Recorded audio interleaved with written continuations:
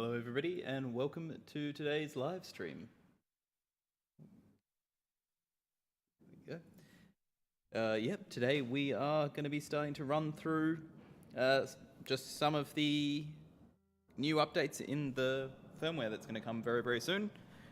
In previous weeks we've gone through every single module on the pedal, so all of them are going to be organized into the manual as well, so you'll be able to click on them in the manual, and we're going to be updating all the links, all the QR codes in the module, so you'll be able to get to the previous videos easily, the sections for all of them. But yeah, today I'm just going to be running through new stuff here. And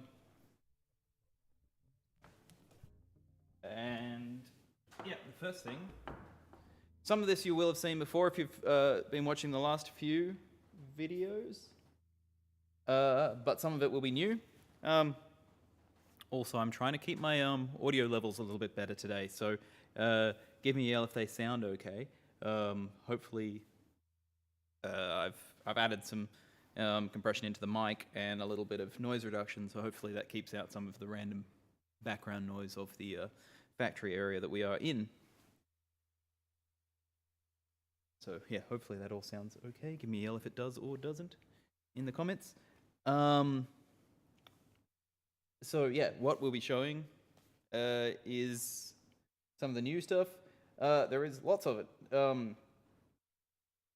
First thing, hopefully some of you might have seen it already, the new reverb UI that we've got here. So we now have pretty pictures, so it's easy to see where you are and get an idea. So if you've got one with a single sample, you can just choose the one here, same controls for gain, and a little bit of details about it. Some of the ones with more recordings, like Pull of the Black Star's got quite a few. It's a little bit easier to navigate them because the names are a bit more readable now because there's less details. You know, it says all of this. It also has a scrollable area with some details about the capture, you know, what the place is, because some of the places are very interesting, so it's, you know, fun with detail about it. And that's a bit more easy to navigate for some of the ones like the, you know, the 480Ls, because there's a lot of them, but they're now separated out from the other digitals. So, you know, some of them, like this Koenigsegg space looks so cool. So it's nice to have an idea of what some of these spaces look like. That's similar to the, obviously, the cab, we've changed the search interface now. You can now search, when you're searching here, for a module, you don't have the tags and stuff anymore, but you can search by tags still. So if you want to search in them. But yeah, searching actually works now. Obviously, you can still favorite things as well. But if we add a cab, we've got this browser interface, which, you know, you will have seen already, but so now you can see more information about the cabs, things like that. When you import your own cabs and reverbs, if you have images with the same name as the files alongside them, you'll be able to include your own images.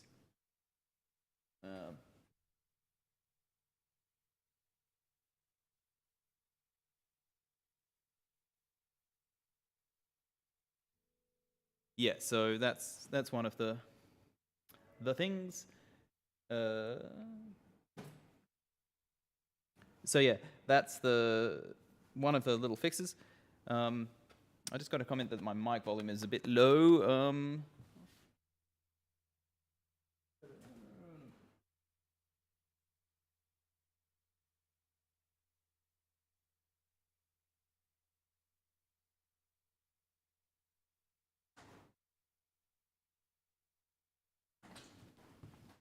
Yeah, hopefully hopefully that voice level is a little bit better now. I just cranked that a little bit up.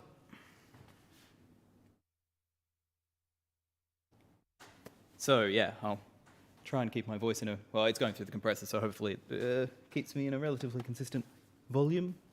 Yes, cabs. So yeah, same things with the reverbs and the cabs now. So you should have similar UIs for them. You can actually now see the cabs, and you can search through. So we've got this search interface. So if you want to find all the amp pegs, or if you want to say, you can search for categories as well. So if you want to search for bass, you just find the amp pegs there, and then in here you've got the different mics.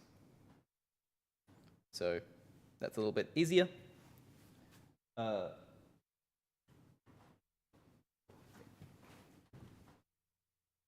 Cool, good here.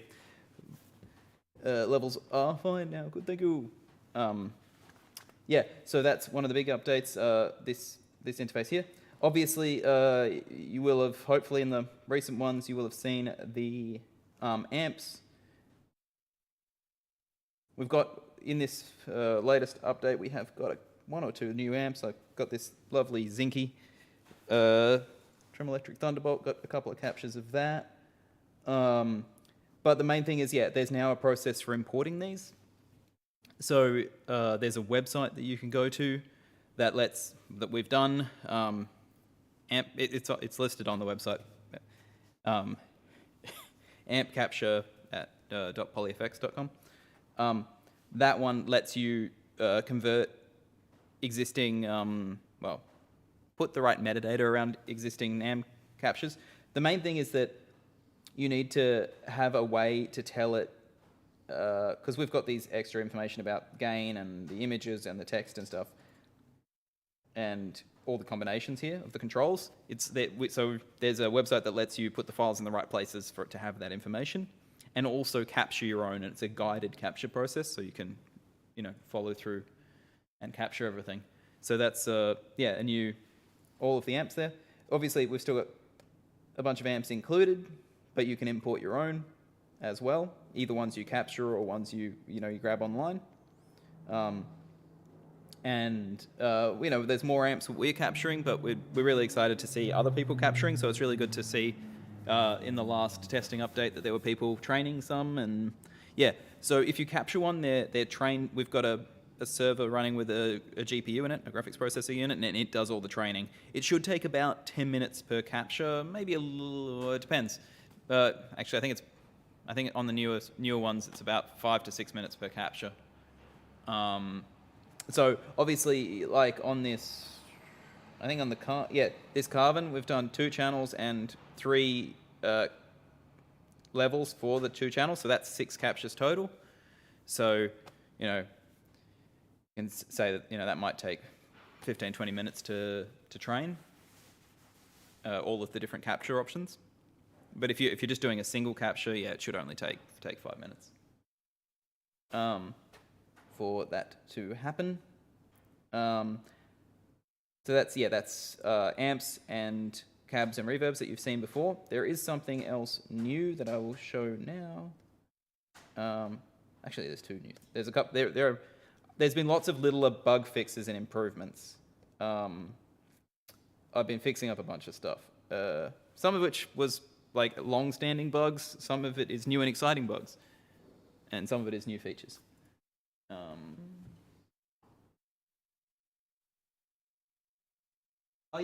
Somebody asked about what image resolution. As far as for pictures,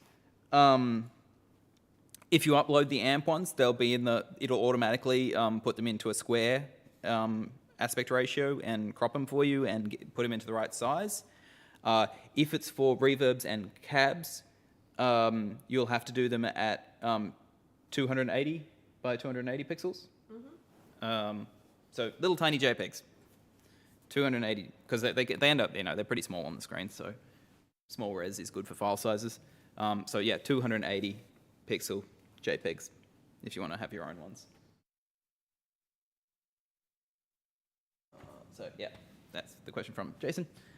Hopefully that's all. We make that process eventually clear and obvious.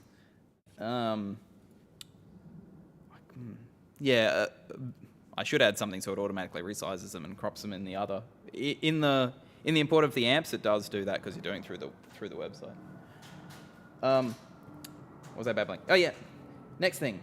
So we've changed a bunch of stuff around Spotlight. So at the moment, oh, and I improved a bunch of stuff around Midi learning as well. So I will show those. So right now, if you go into here and hit expose in Spotlight, so I just exposed this parameter. If you go into Spotlight now, you'll see that there's a lot more options in Spotlight. So by default, it's bound to this knob, and this one is fine. However, I should bind two things. This is more obvious. One sec. Let's bind something else to Spotlight. Let's bind warp as well. All right. It's more obvious. All right. Now we have two things in Spotlight. Yeah, that's good. All right. Spotlight. Now that we have two things in Spotlight, you can have up to 10 things in Spotlight. So now we've got these two different parameters. So normally, you click on one, it goes to the knobs. However, you can now assign one. You got this little R. Now this one's assigned to the knob. When we go over here, you'll see it's still changing this one. It's still changing that delay feedback. This one is now on this knob, but this knob is assigned to this one permanently. If we go into another module, well, let's add something random. Chorus. If we add a chorus here, and we now touch this one, you'll see this knob isn't doing anything in here because it's automatically, it's still bound to the other one. So you can have permanent assignments for knobs now. There's actually another fix, knob-related fix. If you touch a knob and it's on an auto knob like this one, you'll see it's changing here with this knob. But if I go into a module and I haven't touched anything, nothing is assigned to a knob. Previously, it would remember what you had last touched, and that meant if you'd gone to between modules, you might accidentally still have the previous auto kind of assignment on something, and that could be confusing. So now it's a bit more obvious. It's either there's the permanent assigned knobs in these ones, or there's the auto ones. So you can leave one knob for auto stuff and have one knob assigned, or you can have all the knobs assigned and then have no kind of, automatic stuff.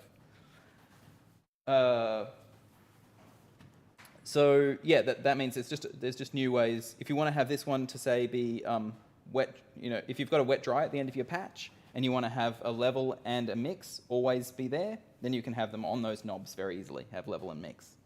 So that just makes that kind of overall control much easier. And obviously, you still have them all here.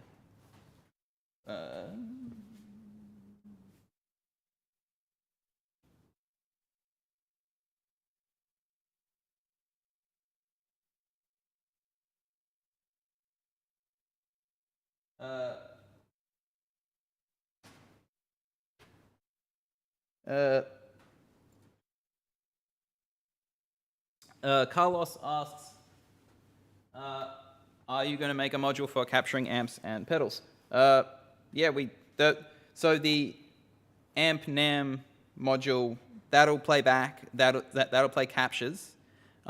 If you want to capture them, the thing with the amps is they need to be trained on a powerful GPU.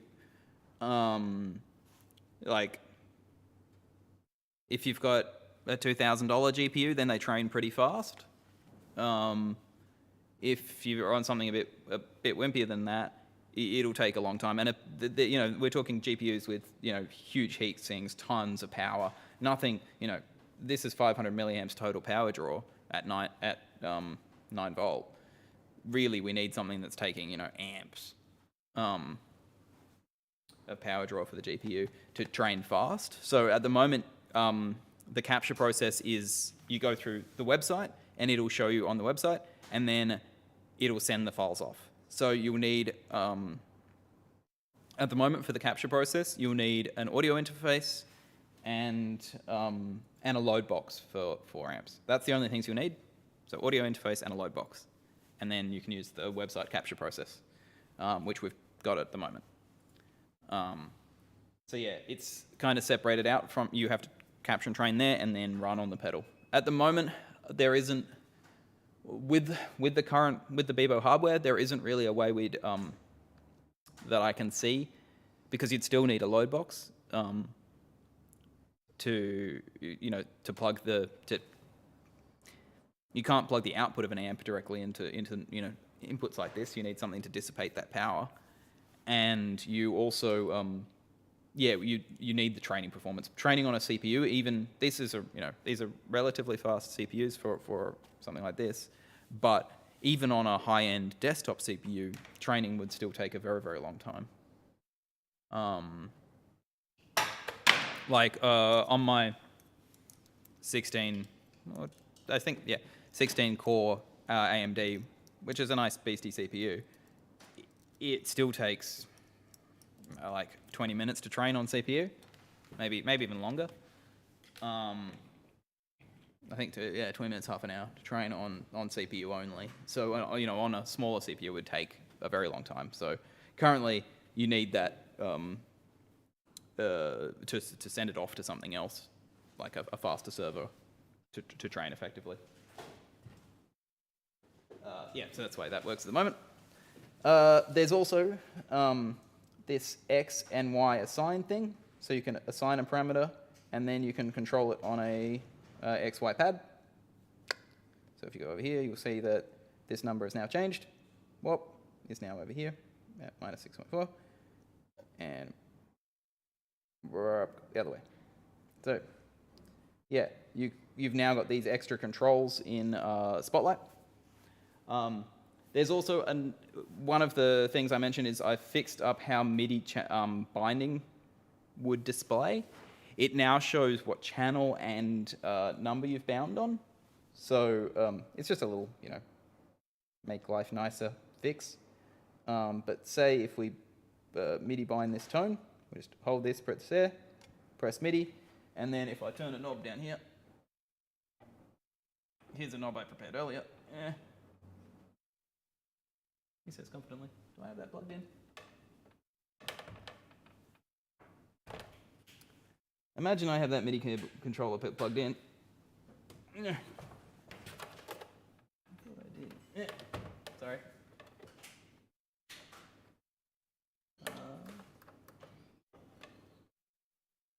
Oh yeah, all right, there we go. I just had it in the setting that the knobs weren't doing anything. All right. You see that it's sent channel 6 CC0. Sorry, it took me a while to get to my MIDI controller. Channel 6 CC0, it now says both of those bits of information there.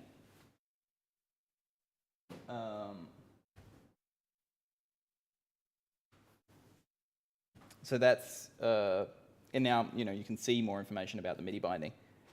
One of the other little, hopefully making life nicer bits, if we go here and we go into the more for the Spotlight, you'll see over here a list of all your MIDI assignments. So you can see them all in one place. So you can see all the MIDI bindings, what effect it is, what parameter, and what channel and CC has been bound. You've also got a place to edit the preset description more elegantly in there. So that, the preset description is moved. It's in there now. Oh, and you can press this one to turn off and on any modules. Some still have an on and off up here, but the plan is that all of them will be kind of unified to have that on-off be down the bottom. So yeah, if you're in a module like mono reverb, and you're looking for it, and you're like, where is the on-off for this module? The end is nigh. It's over here. So obviously, you'll see that it's now an upgrade there. Obviously, you can still bind them to foot switches as well.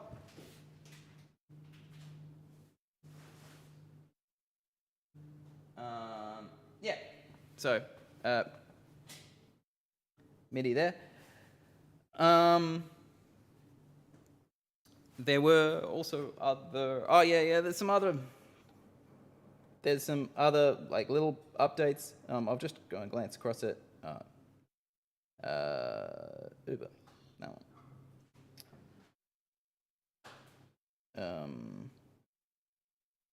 Imagine.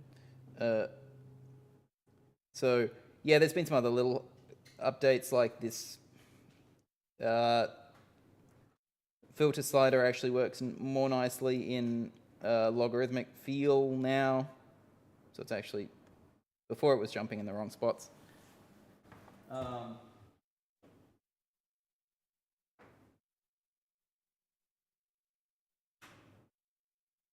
Sorry, yeah, I'm just going to look through some of the questions for one sec.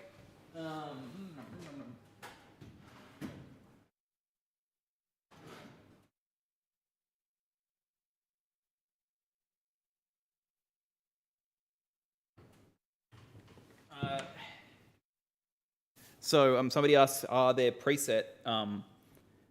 default MIDI bindings in Looper, or do you have to use Learn? Yeah, you have to use Learn, but you can save them for future use. So if you save a Looper.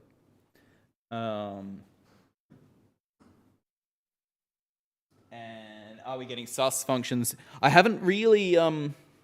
Most of this last recent ones have been about non-Looper stuff. I haven't really looked at any of the Looper stuff for a little bit. Mostly because we added a bunch of features in Looper, and then everybody was like, "Oh, that's fine." There didn't seem that much interest in it, so I've just been trying to enhance a lot of the other stuff that I hadn't looked at it for a little bit. So that's why I've just been polishing all of the kind of more all-around things like the cab and the reverb UIs hadn't been updated since the dawn of time, so that's why I'm kind of polishing a bit of that stuff.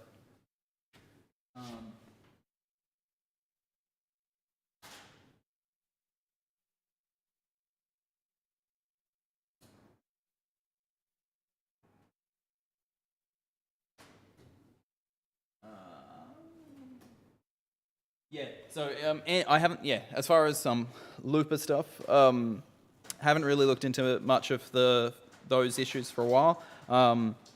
I am planning to have an update where I focus more on that kind of stuff.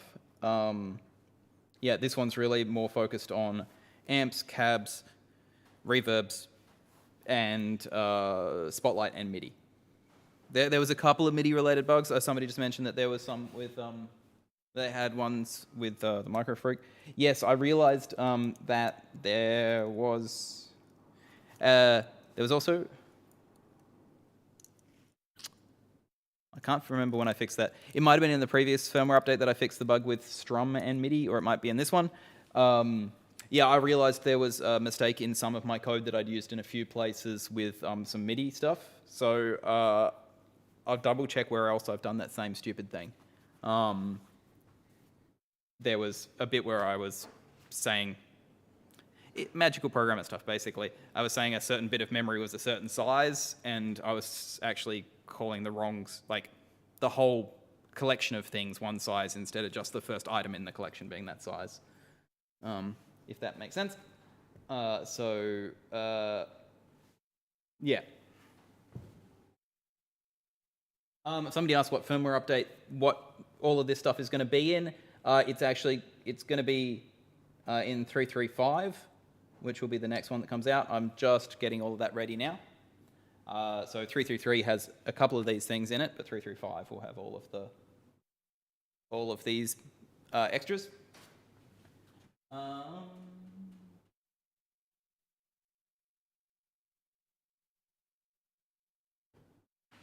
Yeah, so Jason asks if you could use another audio interface for capturing. That isn't really the problem. You could use this for capturing if you ran you need a load box, you need to run that in, but the main problem is you need somewhere else with a big, fancy, made by NVIDIA GPU.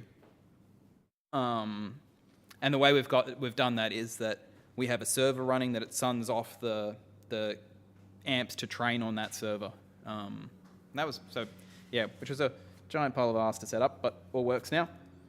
That does the training over there instead. Getting it to train on this on the pedal would be much more time consuming. You'd have to run the CPU for an incredibly long time.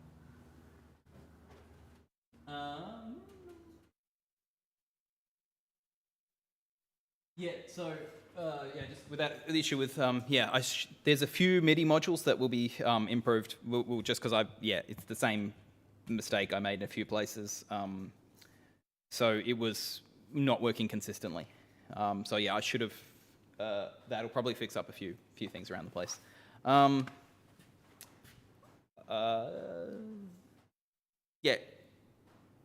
Cab, reverb, and amp updates are the main ones. You'll see there's a couple of new amps in there as well, depending on when you last looked at the amps. There's that Zinky one. There's also the Carvin that Steve Vai used on his tour of Australia. It's the actual amp that he used on his tour of Australia.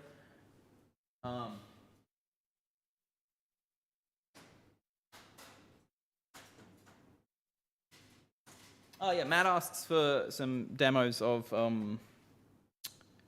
Beebo controlling flat 5. Yeah, I'm thinking of doing another big. I think maybe next week I should just do, depending on if we have other exciting firmware things next week, I should probably just do a section of controlling some synths and some pedals with Beebo and having other things. A big MIDI collection of goodies, and I'll set up a pile of MIDI controllable things and control them from Beebo, and then control Beebo from them, and all MIDI all the time. And the same with Flat 5. Make sure that I can show, because one of the nice things with Flat 5 is obviously because it's got the lights and stuff, it's really easy to see what's happening from a MIDI point of view, and so it's really fun to bind stuff to Flat 5 over MIDI.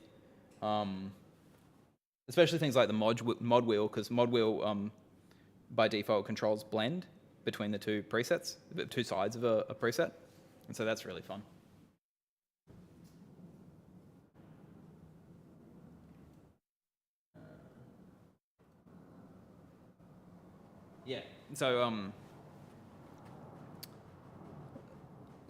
Hopefully I'll try and do some more ones to show that. I can grab a couple of pedals from us, and obviously Flat 5 and Beebo, and then I can show it with some synths and other pedals controlling other things. Obviously on some pedals it's harder to see what's going on MIDI wise, because there isn't, like, on the smaller format Chase Bliss pedals or something like that, you can't see what's happening when you change over MIDI, so they're not as easy to show on a video. Whereas some of the other ones will be easier to visualize. Just going to check what the other updates are. If anybody else, I'm just going to also glance at any questions, so I'll just look at questions for 1 sec.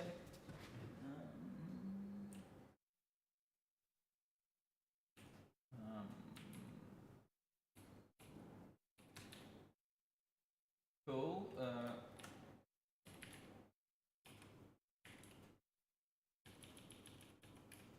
Yeah.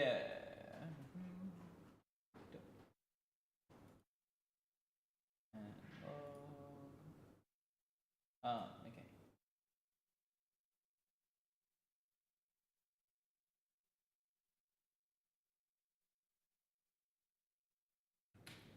There's also, I just looked at my list of other fixes as well. There's a couple of other fixes in case people have tried the previous testing update. There was a problem with searching sometimes when you were searching for multi-word stuff, it wasn't working properly. Now it is. And you can search through tags. So when you're adding here, this works for amps too, but you can search in the text of the name or the description, which sometimes will be like, I think it's usually helpful, but it may mean when you search for something like LFO, you'll see these ones mention LFO in their description, whereas these ones, have it actually as the title. So hopefully it's easier for people to realize that the looping envelope is also, a fancy LFO by, being able to see that. Hopefully that helps. Same with loading up presets. The preset browser is the same kind of thing. You can search in here as well. and it should search the name and the description. It doesn't search author though. Maybe I should add that. Yeah, so that's kind of some of the things that I've been improving. The other main... There is one biggish change that's still coming. I want to make the startup process look nicer and be faster, just for when you turn it on. At the moment, it kind of just sits there thinking about the universe. And that startup process takes a little bit of time. So I'm trying to work on making that faster. It's pretty fiddly, just because the startup process is fantastically complicated. But yeah, there's only a tiny little bit of extra polish in this bit now. I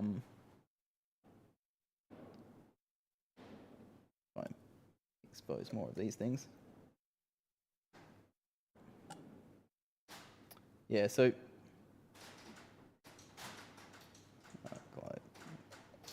yeah, you'll see in Spotlight now, when you've got a couple of things exposed, it starts to look a bit nicer. Easier to navigate through there, and yeah, you can see the bindings. Obviously, you can also bind multiple things. See, these are both now bound to the right knob, and you can change them both at the same time, which is kind of fancy. Or you can bind them to separate parameters. Oh yes, see, now we are changing that one, and over here we're changing this one. And even though they've got different total values, they like different ranges and stuff, they all bind in the same kind of way.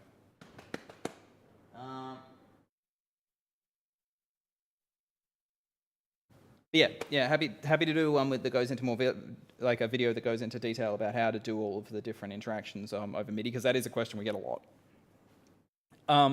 The other thing, there is a big scary fix that we need to do at some point in the near future. We've found that some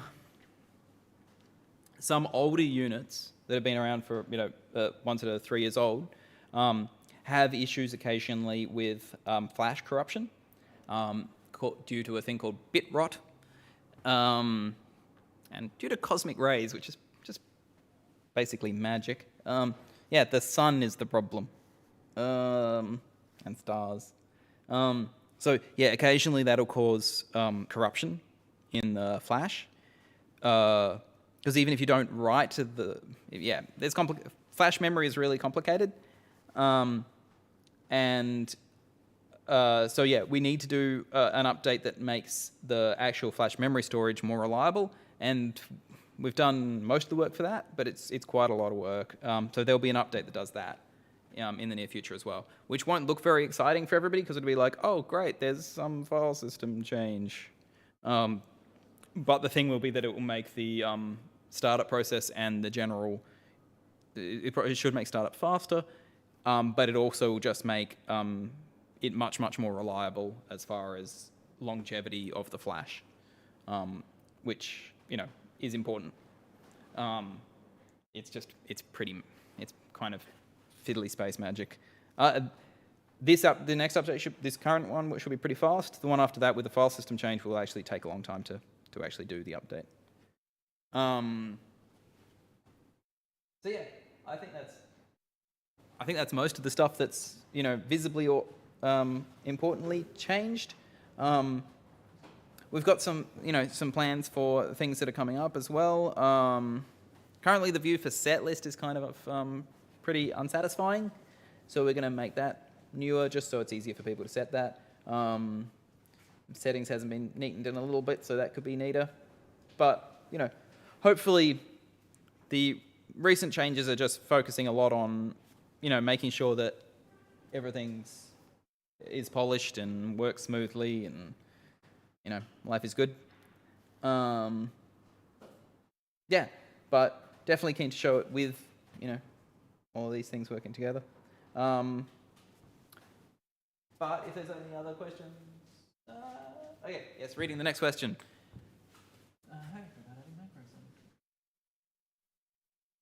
Have you thought about adding macros? Which in this context is, yes, we've thought of them as sub patches or like create your own module out of other module things, which I think is what you're probably talking about. Because you say, yeah, build a complex patch and add it to another patch.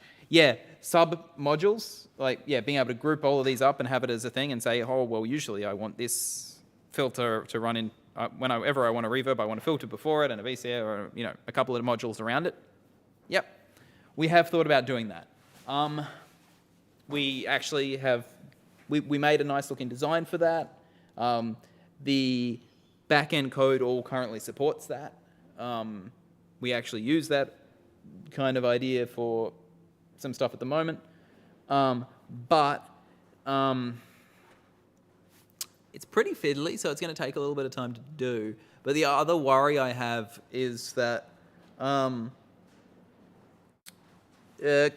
like, you can do a lot in Beebo. Like, this delay module is just a simple thing that doesn't take very much CPU and stuff, but it's a very powerful delay. And people, like, I think sometimes people don't appreciate how usable just one or two of the modules is. You can get a lot with just, like, this dimensional chorus here, you know, does some fancy stuff. And that combined with an LFO or something with the chorus X does a lot of things. And if you just have this mono reverb, that's still, you know, it's still a very powerful and interesting pedal with just running one of the modules. So sometimes I worry about encouraging people to use like 100 modules at once because, you know, there is always going to be a limit on CPU usage. And if you're adding sub-modules to your thing from somebody else or something, it might be unclear, hey, okay, that's actually like super complicated inside. Whereas when you see a patch with 50 things going on, you're like, oh, okay, I can understand that this is going to eat some serious CPU. It's actually at the moment pretty unclear though which modules are CPU heavy. Like the rotary, because it uses physical modeling and it's got a million controls and stuff, it's actually really CPU heavy. But it's unclear that, you know, the rotary will be eating tons of CPU, whereas you see the CPU indicator comes on. Whereas, you know, 10 of these delays uses less CPU than this complicated rotary. But then again, look at, you know, it's got all these like mic positions, mic angles, drum radiuses, drum acceleration, you know, it's all of these very detailed things in the rotary, which, you know, is very satisfying, but, you know, it's going to eat some CPU. But yeah, at the moment it's a bit unclear which modules are heavy, but I think submodules would be a good idea. Yes, you say that you're a Hector user, so you always use 100 modules at once. Yep, I understand. You know, it wouldn't be Eurorack if there wasn't some serious spaghetti going on. And that's the nice thing about having a flexible module that, you know, it does give you that power to have options. Obviously, if a module is off as well, you can have it on screen and not take up any CPU. So often if you want to switch between two different things quickly, being able to have a way that you can switch them on and off, like a group of them on and off, is pretty handy. Oh, and thank you for the kind words about the rotary. Yeah, it is. It's a nice bit of code.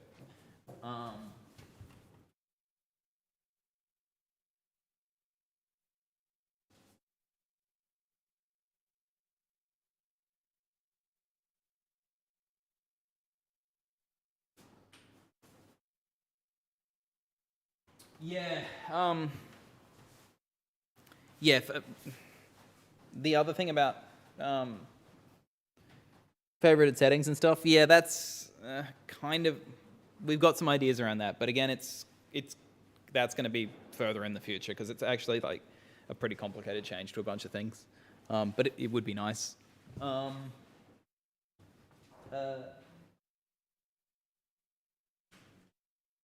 Is MIDI binding an on-off switch currently possible? No. It's not. It should be. Yeah, that's something we want to add. You can't currently expose, like, if you go into these, you can see any of these sliders can be exposed. using the touchy thing. But if we add something like the J chorus, or the it's called the J chorus, isn't it? Did I spell chorus wrong? Oh, it's chorus J. Okay, yep. Well, luckily you can search for chorus and find both. So you can't bind these at the moment. So you can't bind an on-off at the moment, which, yeah, you should be able to. It's mostly because at the moment, the ones when they're exposed to spotlight and stuff, that's currently it's a fix, it's always a slider. So it means you can't really have some of the nice user interface elements that are in the other ones, like the icon sliders where they look all pretty. You can't. Some of them are currently bindable, but you don't get the cool looking interface in Spotlight. And yeah, so you can't currently bind those, which well, you can bind the icon sliders, but you can't bind on-offs. Which for things like the Chaos controller is really annoying because it would be really nice to be able to bind, being able to lock the generators so they stay static. That'd be really nice. So yeah, that is a plan. I don't know on the timeline though. Again, like I like doing all the updates. I have plans to keep making things polished and nicer and things like that. But we also have to like focus on making some new products because this has been out for 3 years now, and making it nicer all the time doesn't actually make any money. It's obviously I want to keep doing it. I want to keep having improvements and updates and things like that. But we also have to sell some products. Because people have suggested things like having paid updates and stuff like that, and that sounds kind of icky to me and probably complicated. So I prefer not to do that, even though it would help to be able to fund improvements and stuff.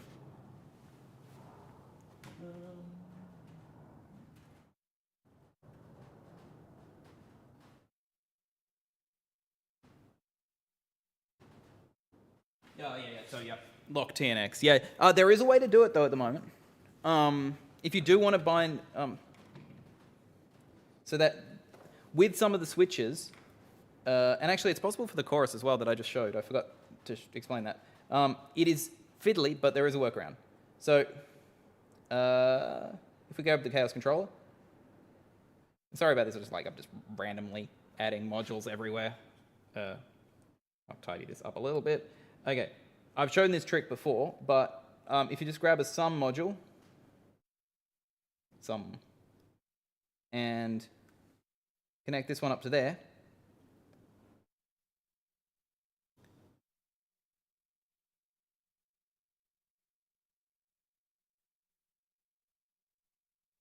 you'll see that we've got a couple of things we could,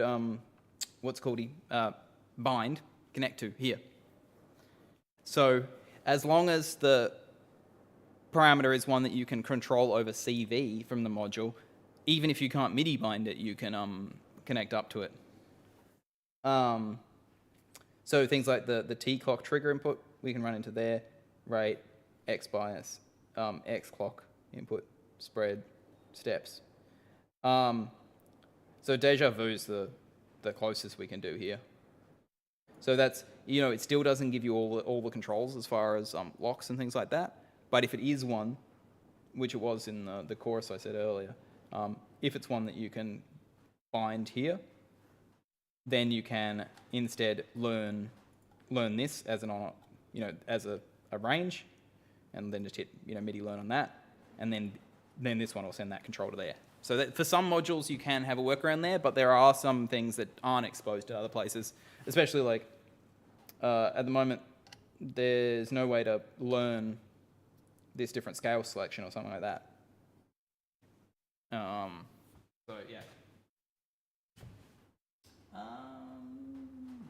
More ports planned of other stuff. I don't think there really are any other mutable instrument stuff to port, so we're not going to port any of them. As far as other things, not that I've thought of. Not in the near future. We are going to start working on some new products as well.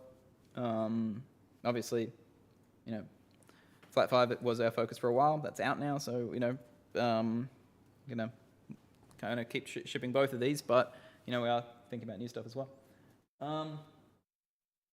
So that's the general goings on.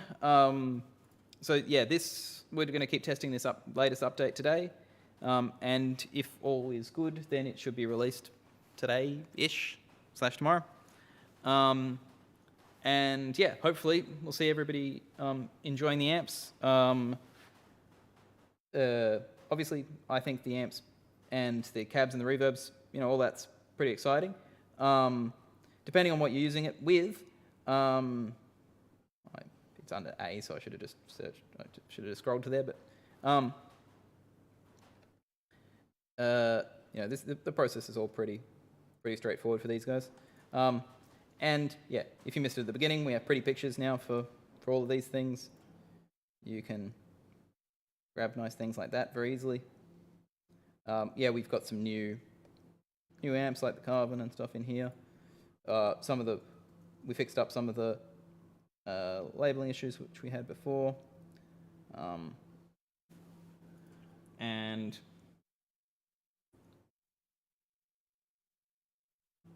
We'll just connect them up like that. Obviously, you've still got the controls in here for gain if you need to control your overall gain from an IR. And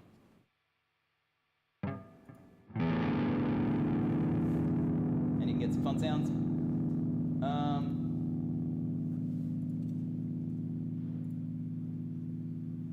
Good to see. So if there's any last minute questions, feel free to ask them right now.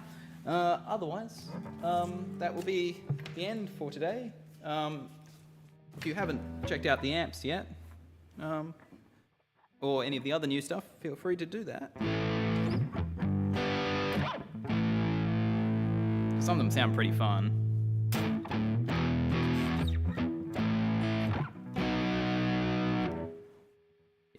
See, a couple of these quite fun sounds. And this is the Soldano wouldn't be something I'd normally have or buy, but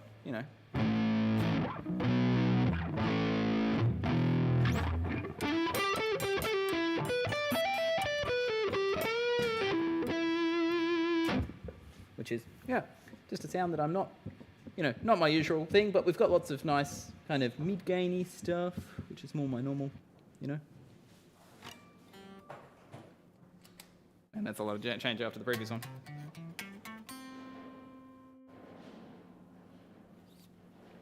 And obviously, a giant range of cabs.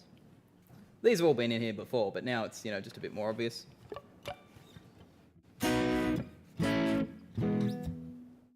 So a range of nice, pretty sounds. But hopefully, any last question?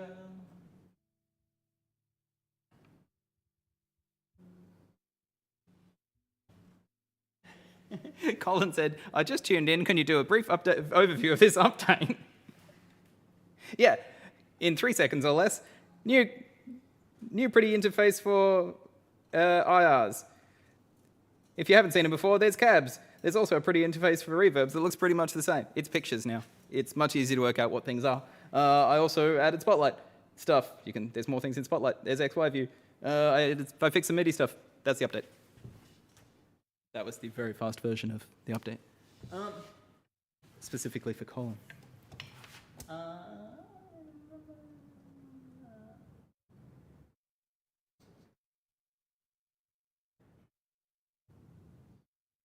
I give a patch.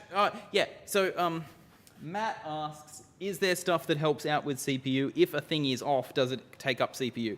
If a module is in a patch but is off, it doesn't use any CPU. Pretty much. Is that always the case? Yeah, I'm pretty sure that's always... Is there an edge case where that doesn't happen? No. If a preset is in a module, it doesn't... it has to be drawn and stuff on the screen, but that takes almost nothing. So yeah, basically, yeah, if you're switching between 10 different modules, but only 5 of them are on at a time, then the other ones won't be taking up any CPU. So yeah, that is a way. One of the big things with CPU is if everything is aligned serially, the CPU has to calculate the thing before it can do the next thing. And that means it can't use all of the there's 4 different cores in the CPU in this, so it can't use all of the cores. If it can be split up, if you're doing things in parallel, then they split better between the cores. So yeah, if you can do more things in parallel, usually it ends up using less, you can do more things.